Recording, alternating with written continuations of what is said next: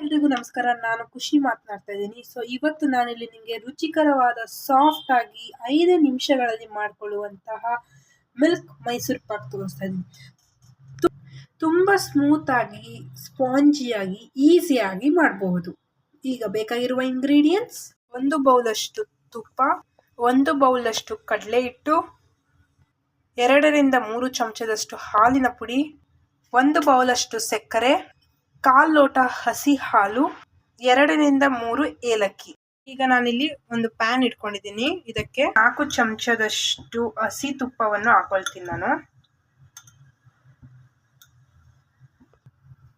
ಈಗ ನಾನಿಲ್ಲಿ ಕಾಯ್ದಿರುವಂತ ತುಪ್ಪಕ್ಕೆ ಕಡಲೆ ಹಿಟ್ಟು ಹಾಕೊಳ್ತೀನಿ.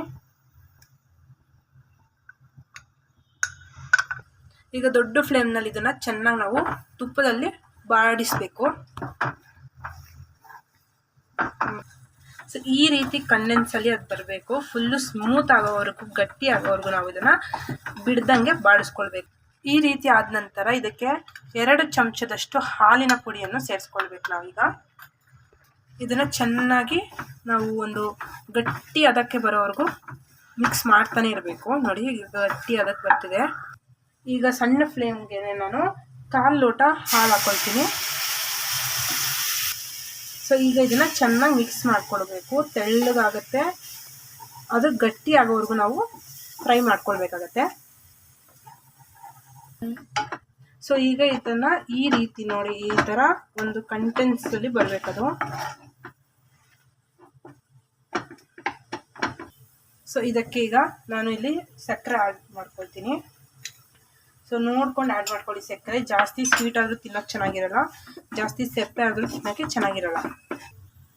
ಸೊ ಈಗ ಈ ರೀತಿ ಗಟ್ಟಿ ಆದ ನಂತರ ಇದಕ್ಕೆ ನಾನು 2 ರಿಂದ 3 ಏಲಕ್ಕಿ ಹಾಕೊಳ್ತೀನಿ ಈಗ. ಸೊ ಈಗ ನೋಡಿ, ನೀಟಾಗಿ ಇದು ಒಂದು ಅದಕ್ಕೆ ಬಂದಿದೆ. ಈಗ ನಾನು ಸ್ಟವ್ ಆಫ್ ಮಾಡ್ಕೊಳ್ತೀನಿ. ಈಗ ತಟ್ಟೆಗೆ 2 ಚಮಚದಷ್ಟು ತುಪ್ಪ ಬಿಟ್ಕೊಂಡು ಇದನ್ನು ನೀಟಾಗಿ ಸವರ್ಕೊಳ್ತೀನಿ. ಸೊ ಇಲ್ಲಿ ನಾನೀಗ ಏನು ಮಾಡ್ಕೊಂಡಿದ್ದೆ ಅದನ್ನು ಈ ಪ್ಲೇಟ್ಗೆ ಸರ್ವ್ ಮಾಡ್ಕೊತೀನಿ.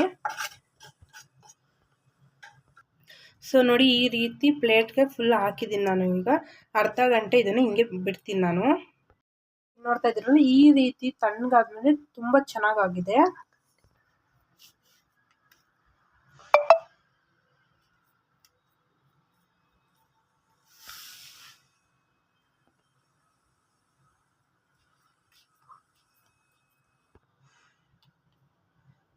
ಸೊ ನೋಡಿ, ನೀಟಾಗಿ ಸಾಫ್ಟ್ ಆಗಿದೆ, ತುಂಬ ರುಚಿಕರವಾಗಿದೆ, ತುಂಬ ಸ್ಮೂತ್ ಆಗಿದೆ. ಈ ಮಿಲ್ಕ್ ಮೈಸೂರು ಪಾಕ್ ನಿಮ್ಗೆ ಇಷ್ಟವಾಗಿದ್ದರಲ್ಲಿ ಲೈಕ್ ಮಾಡಿ, ಸಬ್ಸ್ಕ್ರೈಬ್ ಮಾಡಿ, ಪಕ್ಕದಲ್ಲಿರುವಂಥ ಬೆಲ್ ಐಕನ್ನ ಕ್ಲಿಕ್ ಮಾಡಿ. Thank you.